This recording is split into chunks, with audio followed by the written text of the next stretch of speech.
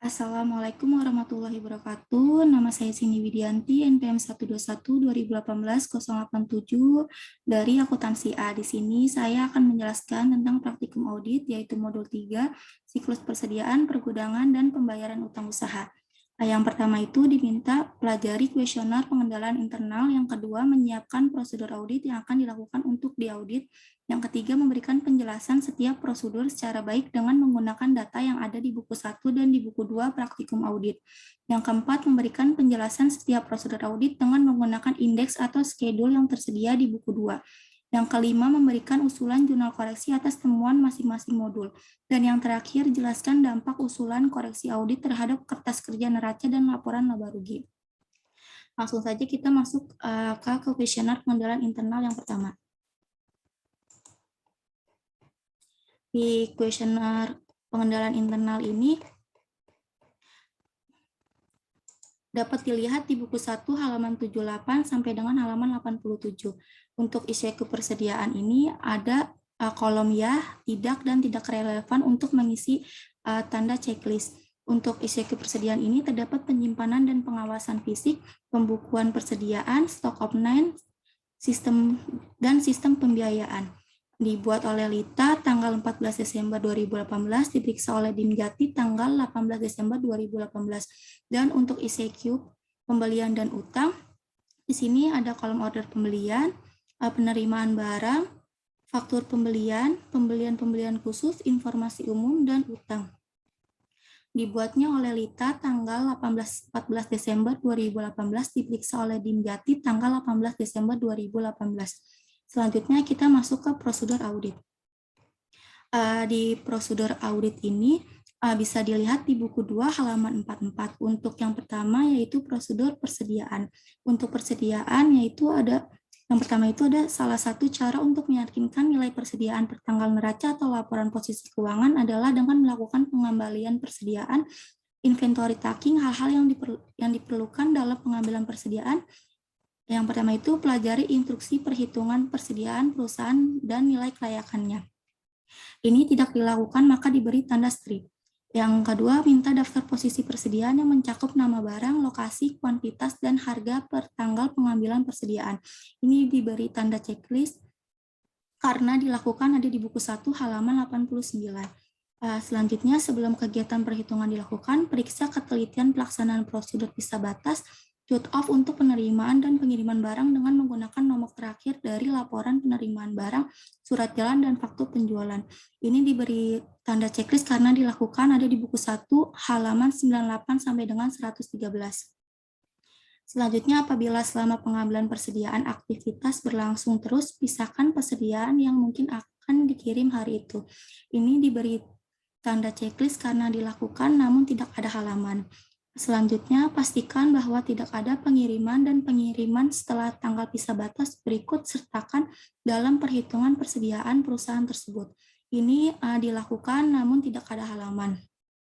Selanjutnya, lakukan observasi atas kegiatan perhitungan di seluruh gudang. Perhitungan dapat dilakukan secara sampling terutama untuk barang yang pokok, material, dan mahal. Ini dilakukan ada di buku 1 halaman 90. Selanjutnya, waspada dengan penumpukan barang, kemungkinan adanya lubang dalam tumpukan dan persediaan yang tersedia sudah rusak, tidak laku atau kurang baik. Di samping itu, waspada juga terhadap barang-barang yang tidak termasuk dalam kategori persediaan. Ini dilakukan diberi tanda checklist ada di kuesioner ICQ yang tadi sudah saya jelaskan. Selanjutnya, bandingkan barang-barang yang dihitung atau dilihat dengan saldo kartu gudang dan daftar persediaan menurut akuntansi. Ini ada di indeks FF1, ada di buku 1 halaman 90 bagian bawah. Kita masuk ke indeks FF1. Di indeks FF1 itu yaitu schedule perhitungan fisik persediaan.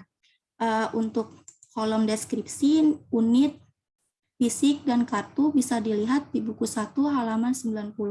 Dan untuk perbedaannya bisa dilihat di buku 1 halaman 91 dan untuk keterangannya. Misalnya monomer ini tidak ada perbedaan maka diberi tanda strip. Dan untuk polyphenol ini terdapat perbedaan sebesar 90, keterangannya barang dicuri. dibuatnya oleh Wijaya tanggal 15 Januari 2019, diperiksa oleh nama saya sendiri tanggal 12 Maret 2019. Lanjut ke prosedur audit. Selanjutnya yaitu pastikan bahwa semua instruksi dalam pengambilan persediaan telah dilaksanakan dengan baik. Ini dilakukan namun tidak ada halamannya. Selanjutnya, apabila pengambilan persediaan dilakukan sebelum tanggal neraca atau laporan posisi keuangan, dilakukan prosedur penarikan maju atau forward ke tanggal neraca atau laporan posisi keuangan. Sedangkan apabila pengambilan persediaan dilakukan setelah tanggal neraca atau laporan posisi keuangan, maka dilakukan prosedur penarikan mundur atau track back ke tanggal neraca atau laporan posisi keuangan dan buat kertas kerjanya. Ini tidak dilakukan maka diberi tanda strip. Yang kedua yaitu uji penilaian harga persediaan dengan membandingkan pada faktur atau data lain dari pelanggan untuk pilih barang yang menilai material dan dalam daftar persediaan. Ini dilakukan diberi tanda checklist ada di vouching halaman 94. Yang ketiga, perhatikan kemungkinan perubahan sistem dari metode tahun lalu ini tidak dilakukan. Maka diberi tanda strip.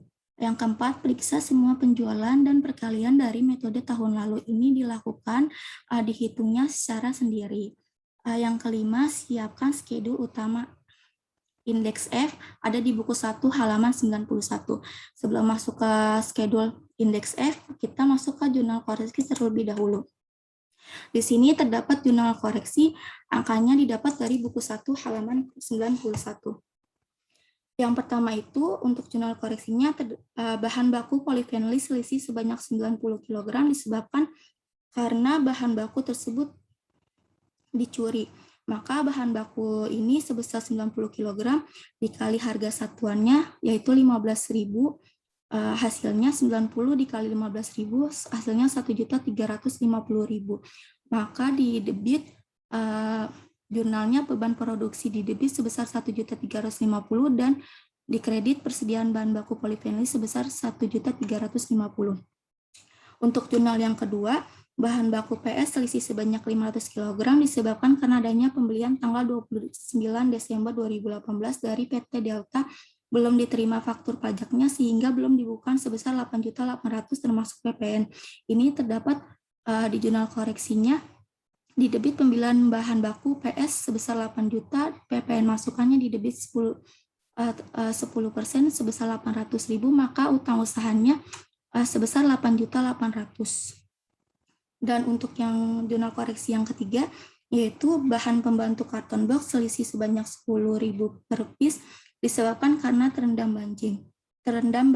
Ini 10.000 piece-nya dikali harga satuannya 1.100 unit, maka hasilnya 11 juta. Maka jurnal koreksinya yaitu beban produksi di debit sebesar 11 juta dan persediaan bahan baku penolong di kredit sebesar 11 juta. Untuk soal nomor 4, jurnal koreksinya yaitu barang jadi Rukofin SP500 selisih sebanyak 2.000 kg disebabkan karena barang tersebut dititipkan secara konsinyasi di PT Unicom. Ini selisih Rukofin RP500 sebanyak 2.000 kg dikali harga satuannya yaitu 15.910,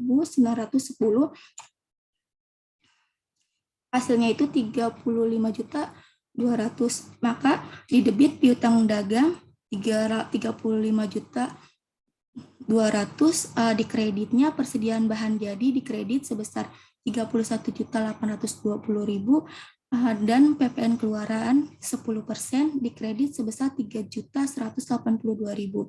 Untuk jurnal koreksi yang kelima pada tanggal 29 Desember 2018 telah diambil 1.000 kg Rukofin SP100 untuk diberikan sebagai sampel promosi. Maka perhitungannya yaitu 1.000 kg SP Rukofin dikali harga satuannya yaitu 15.910, maka yang didapat jurnalnya beban promosi di debit sebesar 17.501.000 dan di kredit jurnalnya persediaan bahan baku sebesar 15.910.000. Lalu PPN keluaran 10% di kredit sebesar 1.591.000. Dan yang terakhir, jurnal nomor 6, yaitu berdasarkan hasil pemeriksaan laporan batch produksi 377, ditemukan kekurangan pembebanan upah buruh pabrik yang belum dibayar tanggal 26 sampai tanggal 29 Desember 2018 selama 4 hari. Pembayaran dilakukan pada tanggal 3 Januari 2019 sebesar 15 juta. Maka jurnal koreksinya yaitu upah langsung didebit sebesar 15 juta dan dikredit utang yang masih harus dibayar di sebesar 15 juta. Selanjutnya kita masuk ke kolom indeks F. Di indeks F ini ada schedule persediaan. Untuk keterangan dan per klien bisa dilihat di buku 2 halaman 48 dan untuk WPRF-nya itu bisa dilihat di buku 1 halaman 10.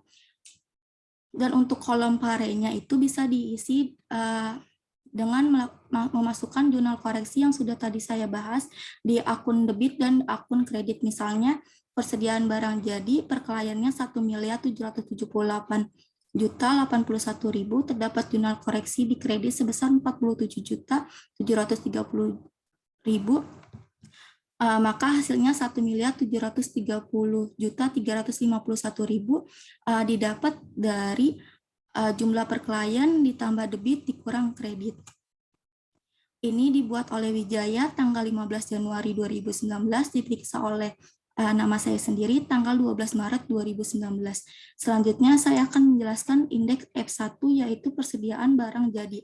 Di indeks F1 persediaan barang jadi ini untuk keterangan dan per klien ada di buku 1 halaman 90 dan di buku 2 halaman 50. Untuk WPRF-nya itu ada di buku 1 halaman 90. Untuk parenya itu diisi dengan memasukkan jurnal koreksi yang ada di debit dan kredit. Misalnya Rukopin SP 500 per kliennya itu per klien 31 Desember 2018 yaitu sebesar 628.445.000, terdapat jurnal koreksi di kredit sebesar 31.820.000, maka per auditnya hasilnya 596.625.000 didapat dari jumlah per klien ditambah debit dikurang kredit. Ini di schedule persediaan barang jadi dibuat oleh Wijaya tanggal 15 Januari 2019, diperiksa oleh nama saya sendiri tanggal 12 Maret 2019. Selanjutnya saya akan menjelaskan indeks F2 yaitu schedule persediaan dalam proses. Untuk schedule persediaan dalam proses, keterangannya bisa dilihat di buku 2 halaman 52. Untuk parenya itu bisa dimasukkan dalam jurnal koreksi di akun debit dan kredit. Misalnya untuk keterangan batch produksi nomor 377 pada kliennya sebesar 127.791.900, terdapat jurnal koreksi di akun debit sebesar 15 juta, maka per auditnya didapat dari jumlah per klien ditambah debit dikurang kredit, maka hasilnya 142.791.900. Untuk schedule persediaan dalam proses ini dibuat oleh Wijaya tanggal 15 Januari 2019, diperiksa oleh nama saya sendiri tanggal 12 Maret 2019. Selanjutnya untuk indeks F3 yaitu persediaan bahan baku. Untuk keterangannya dan per kliennya bisa dilihat di buku 1 halaman 89 dan di buku 2 halaman 54. Untuk WPRF-nya bisa dilihat di buku 1 halaman 89. Untuk kolom parenya di debit dan kredit bisa dilihat di jurnal koreksi. Misalnya untuk keterangan Polifinally per kliennya itu 24.750.000, terdapat jurnal koreksi di kredit yaitu sebesar 1.350.000, maka per auditnya yaitu 23.400 didapat dari jumlah per klien ditambah debit dikurang kredit. Di schedule persediaan bahan baku dibuat oleh Wijaya tanggal 15 Januari 2019, diperiksa oleh nama saya sendiri tanggal 12 Maret 2019. Selanjutnya yaitu indeks F4. Di indeks F4 ini yaitu schedule persediaan bahan penolong. Untuk keterangan dan per klien ini bisa dilihat di buku 1 halaman 89 dan di buku 2 halaman 56. Untuk WPRF-nya bisa diisi di buku 1 halaman 89. Dan untuk kolom pare ini debit dan kreditnya bisa dimasukkan dalam jurnal koreksinya. Misalnya karton box jumlah per kliennya itu 68.838.000, terdapat jurnal koreksi di kredit sebesar 11 juta, maka per auditnya 57.838.000. Ini didapat dari jumlah per klien ditambah debit dikurang kredit. Skedul persediaan bahan penolong dibuat oleh Wijaya tanggal 15 Januari 2019, diperiksa oleh nama saya sendiri tanggal 12 Maret 2019. Selanjutnya yaitu kita masuk lagi ke prosedur audit. Di nomor 6 ini diminta daftar persediaan yang mencakup nama barang, kuantitas, dan harga per tanggal neraca dari laporan prosedur keuangan serta cocokkan dengan buku besar. Ini diberi tanda checklist karena dilakukan ada di buku 1 halaman 89 sampai dengan 90. Untuk nomor 7 ini lakukan penelaahan analitis untuk melihat kewajaran dari nilai persediaan, misalnya dengan adanya kelebihan persediaan yang disebabkan pembelian yang berlebihan, barang yang penjualnya lambat, atau slow moving atau obsolete. Ini bisa dilihat di indeks ARP 1.1.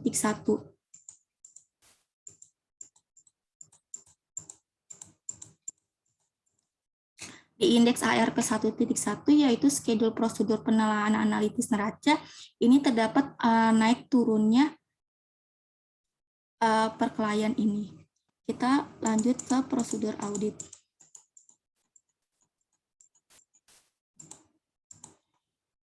Selanjutnya prosedur audit nomor 8, pastikan bahwa barang dalam perjalanan telah dibukukan sesuai dengan statusnya, yaitu syarat pembelian seperti pembelian perangko gudang si penjual FOB shipping point atau pembelian perangko gudang si pembeli FOB destination point. Ini diberi tanda checklist karena dilakukan ada di buku 1 halaman 22.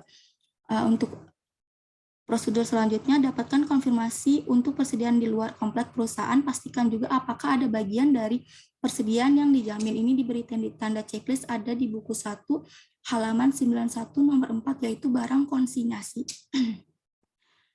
Untuk prosedur audit nomor 10, pelajari kecukupan dan pertanggungjawaban asuransi. Ini tidak dilakukan. Selanjutnya, yakinkan bahwa perusahaan telah mengadakan pengisian yang cukup untuk barang-barang yang penjualannya lambat, usang, atau sisa atau scrap. Ini tidak dilakukan. Selanjutnya, pelajari semua perjanjian pinjaman dengan kreditur. Perhatikan apakah ada persediaan yang dijadikan jaminan dalam rangka mendapatkan pinjaman dari kreditur. Ini tidak dilakukan. Selanjutnya, kita masuk ke prosedur audit pajak pertambahan nilai PPN masukan. Yang pertama itu diminta daftar pajak pertambahan nilai masukan value added tax yang meliputi informasi tanggal faktur, NPWP, PKP, dan DPP, dan besarnya PPN yang dipungut. Ini tidak dilakukan, maka diberi tanda strip. Yang kedua, yakinkan bahwa semua pajak masukan telah didukung dengan bukti penjualan yang semuanya merupakan pajak masukan yang dapat dikreditkan sesuai dengan peraturan perpajakan. Ini tidak dilakukan. Yang ketiga, perhatikan bahwa pajak masukan tersebut telah dilaporkan atau dikreditkan secara teratur dalam SPT masa dan dikompensasikan dengan pajak keluaran. Ini dilakukan, diberi tanda checklist ada di buku 1 halaman 91. Masih di nomor 3, apabila pajak keluaran lebih besar dari pajak masukan, pastikan bahwa kekurangan pembayaran tersebut telah dilunasi sesuai batas waktunya. Ini tidak dilakukan. Untuk yang nomor 4, apabila ada perbedaan saldo bersih atau pajak masukan dikurangi pajak keluaran antara buku besar dengan SPT masa, pelajarilah sebab-sebabnya, terutama untuk saldo per tanggal neraca, laporan posisi keuangan. Ini tidak dilakukan. Untuk yang kelima, pelajari semua surat korespondasi dengan kantor pajak, terutama untuk permohonan restitusi karena kelebihan pembayaran pajak masukan. Pastikan apakah semua permohonan tersebut disetujui, dan bila ada faktur pajak yang tidak disetujui oleh kantor pajak, pelajari sebab-sebabnya. Ini tidak dilakukan. Selanjutnya kita masuk ke prosedur audit beban pokok penjualan. Di prosedur audit beban pokok penjualan, yang pertama itu lakukan perbandingan setiap jenis dan struktur beban yang termasuk harga pokok penjualan, COGS dalam tahun yang diperiksa dengan tahun lalu. Analisis sebab naik turun yang mencolok, perhatikan klasifikasi beban yang dilakukan oleh perusahaan dan minta penjelasan bila terdapat perubahan yang material. Ini ada di indeks PL2 buku 1 halaman 91. Kita masuk ke indeks PL2. Di indeks PL2 ini yaitu schedule beban pokok penjualan. Untuk keterangan dan per klien 31 Desember 2018 bisa dilihat di buku 2 halaman 73, dan untuk mengisi kolom parenya bisa dilihat di jurnal koreksi. Misalnya persediaan bahan baku terdapat jurnal koreksi di debit sebesar 8 juta dan di kredit sebesar 12.350. Maka per auditnya 653.999.900. Ini dibuat oleh Wijaya tanggal 15 Januari 2019, diperiksa oleh nama saya sendiri tanggal 12 Maret 2019. Selanjutnya kita masuk ke prosedur audit. Untuk yang kedua, hitunglah rasio dari COGS dan bandingkan dengan tahun lalu serta tulis kesimpulannya. Ini tidak dilakukan. Yang ketiga, yakinkan bahwa harga pokok produksi COGM dicatat berdasarkan perhitungan yang didukung bukti-buktinya. Ini ada di PL2 yang sudah saya tadi jelaskan. Selanjutnya, untuk schedule pemeriksaan pembelian. Yang keempat itu bandingkan pembelian tahun berjalan dengan tahun lalu serta dapatkan penjelasan bila terdapat perbedaan yang material. Ini dilakukan namun tidak ada di buku. Yang kelima, lakukan pemeriksaan kebijakan dan prosedur pembelian dan retur pembelian. Akankah ada penyimpangan atau compliance test? Ini tidak dilakukan. Yang keenam, lakukan pemeriksaan terhadap pembelian dari pihak yang mempunyai hubungan istimewa atau afiliasi, terutama untuk penetapan harga beli dan jual dan jumlah transaksi selama tahun berjalan. Ini tidak dilakukan, maka diberi tanda strip. Selanjutnya, lakukan pemeriksaan atas pembelian secara acak random pada tahun berjalan dengan memperhatikan faktor pembelian baik jumlah harga, syarat pembelian dengan mencocokkan pada pesanan pembelian, purchase order, dan laporan penerimaan barang, receiving report. Sedangkan untuk retur pembelian, perhatikan memo debit baik jumlah maupun harga dengan mencocokkan pada pesanan pembelian, laporan penerimaan barang, dan faktur pembelian. Ini ada di TOC 3. Kita masuk ke TOC 3. Untuk TOC 3, untuk indeks TOC 3 yaitu schedule uji transaksi pembelian. Untuk indeks TOC 3 berdasarkan tabel uji pisah batas transaksi pembelian, untuk order pembelian tanggal, nomor, nama pelanggan, dan jumlah bisa dilihat di buku 1 halaman 94. Untuk bukti pendukung, otorisasi voting bisa diceklis karena ada di dokumen-dokumen yang ada di buku 1 halaman 98 sampai dengan 113. Dan untuk periksa pencatatan, yaitu buku pembelian, kartu persediaan, buku besar, ini diceklis karena ada dokumen-dokumen pendukungnya. Dan untuk order pembelian tahun 2018 diceklis karena sudah dilakukan, ada semua buktinya. Kalau misalnya tahun 2019 diberi tanda strip karena belum ada bukti pendukungnya atau dokumennya. Ini dibuat oleh Wijaya tanggal 15 Januari 2019, diperiksa oleh nama saya sendiri tanggal 12 Maret 2019. Lanjut kita masuk ke prosedur audit. Yang ke-8, periksa kebenaran perhitungan matematis pada faktur pembelian dan memo debit. Ini sudah saya jelaskan tadi di TOC 3. Yang ke-9, periksa kebenaran PPN masukan atas pembelian barang atau jasa kena pajak. Ini juga sudah saya jelaskan. Yang ke-10, lakukan pisah batas atau pembelian dan retur pembelian selama 7 hari sebelum dan setelah neraca atau laporan posisi keuangan, dan yakinkan bahwa transaksi telah dicatat pada periode yang tepat. Ini ada di buku 1 halaman 92. Catat nomor dan tanggal dari laporan penerimaan barang dan bandingkan dengan yang tercatat pada buku pembelian. Ini ada di buku 1 halaman 98. Yang kedua, catat nomor dengan tanggal dari laporan penerimaan barang dan retur bandingkan dengan tercantum pada buku retur pembelian. Ini ada di buku 1 halaman 98. Kita masuk ke indeks PL 2.1. Untuk indeks PL 2.1, untuk order pembelian, tanggal, nomor, nama pelanggan, dan jumlah bisa dilihat di buku 1 halaman 98 sampai dengan 113 di dokumen di bukti pendukung, yaitu dokumen-dokumen. Untuk nama pelanggan PT Delta, kenapa ini belum dicatat? Karena belum dicatat di buku besar. Dan untuk PT Berkat, Indah, PT Hero, PT Andalas, dan PT Elang ini belum dicatat ini belum dicatat di pencatatan karena belum dicatat di buku besar. Ini dibuat oleh Wijaya tanggal 15 Januari 2019, diperiksa oleh Cindy Widianti tanggal 12 Maret 2019. Kita lanjut lagi ke prosedur audit. Untuk prosedur audit nomor 11, apabila pembelian telah dicatat untuk barang yang masih berada pada gudang penjualan, maka periksa kontrak pembeliannya. Ini tidak dilakukan, maka diberi tanda strip. Yang kedua, buat kesimpulan dan komentar hasil pemeriksaan ini tidak dilakukan, maka diberi tanda strip. Selanjutnya yaitu prosedur audit utang usaha. Minta daftar utang usaha, periksa saldo masing-masing kreditur ke buku utang, lakukan rekonsiliasi dengan saldo buku utang. Ini ada di indeks M1.1 di buku 1 halaman 92. Kita masuk ke indeks M1.1. M1.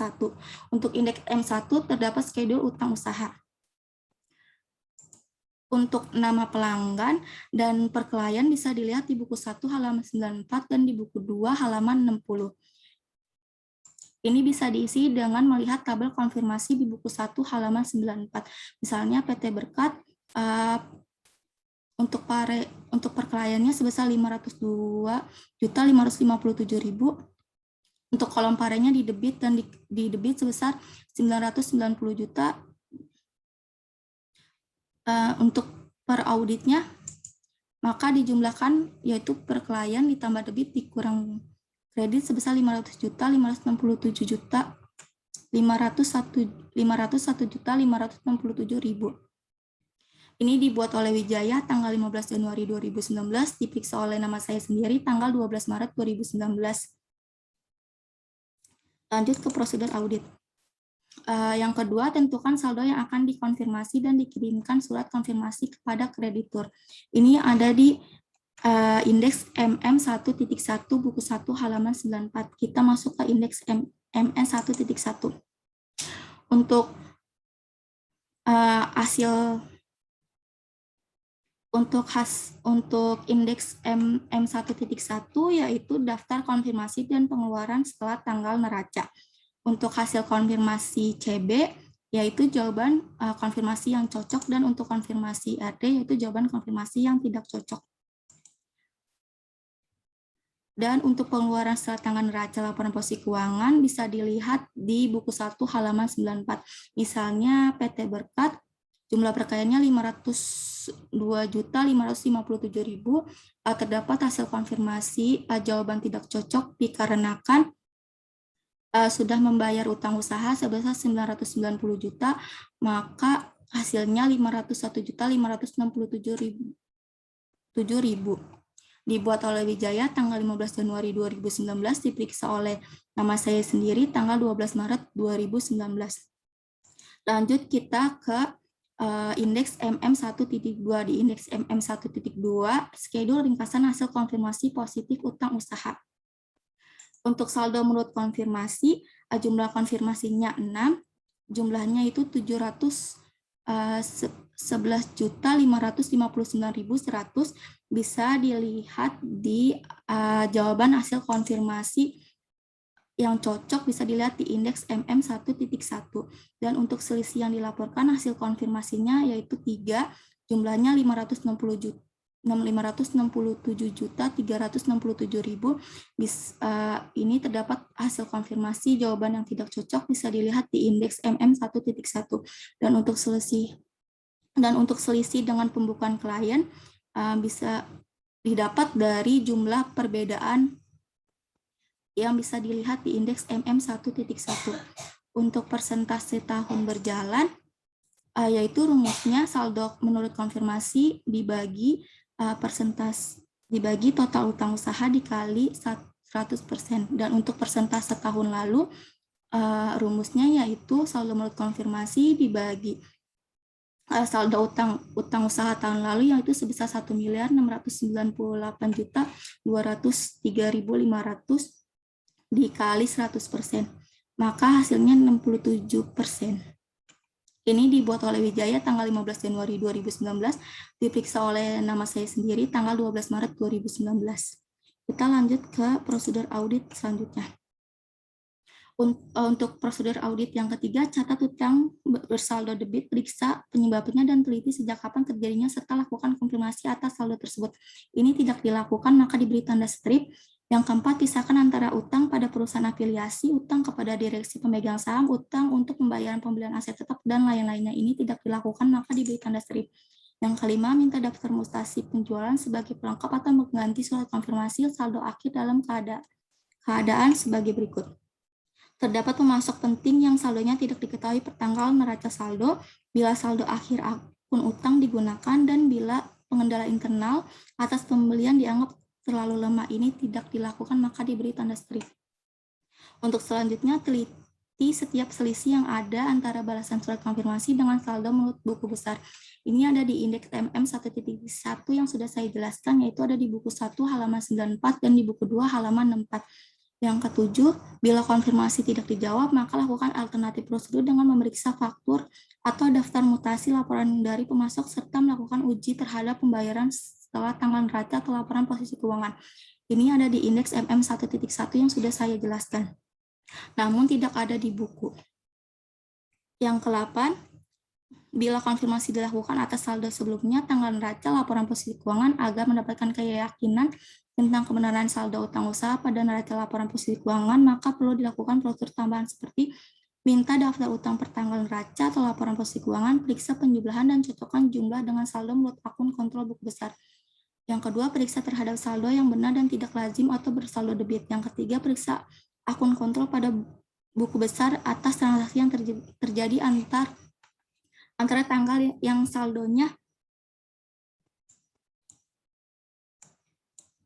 dikonfirmasi dengan tanggal neraca laporan posisi keuangan dan periksa tanggal yang tidak lazim. Ini tidak dilakukan. Ini dilakukan, diberi tanda checklist ada di buku 1 halaman 94. Yang ke-9, periksa persoalan yang belum terselesaikan dan selidiki mengapa sampai terjadi persoalan tersebut. Ini diberi tanda checklist namun tidak ada di buku. Yang ke-10, lakukan tes sekuensi payment dan uji pisah batas tes cut off untuk pisah batas tanggal neraca laporan posisi keuangan. Ini ada di indeks MM1.1 yang sudah saya jelaskan, ada di buku 1 halaman 94 dan di buku 2 halaman 4. Yang ke-11, buat kertas kerja dan kesimpulan hasil pemeriksaan. Ini ada di indeks M1 yang sudah saya jelaskan, ada di buku 2 halaman 60. Untuk schedule siklus persediaan, pergodaan, dan pembayaran utang usaha dibuat oleh Wijaya tanggal 15 Januari 2019. Diperiksa nama saya sendiri tanggal 12 Maret 2019. Selanjutnya, sesudah kalian mengisi modul 3 ini, bisa dimasukkan ke indeks A2.1, yaitu schedule kertas kerja neraca. Di sini terdapat keterangan persediaan, WPRF-nya yaitu F, bisa dimasukkan dari akun F, yaitu akun persediaan. Akun persediaannya di perkelayan 31/2018 itu sebesar 2.726.538.700, di parenya itu di debitnya sebesar 23 juta dan di kreditnya sebesar 60.080.000. Maka per auditnya didapat 2.689.458.700 didapat dari jumlah perkelayan ditambah debit dikurang kredit. Ini dibuat oleh Wijaya tanggal 19 Desember 2018, diperiksa oleh nama saya sendiri tanggal 12 Maret 2019. Dan selanjutnya untuk kertas kerja neraca indeks A2.2 terdapat utang usaha di M1,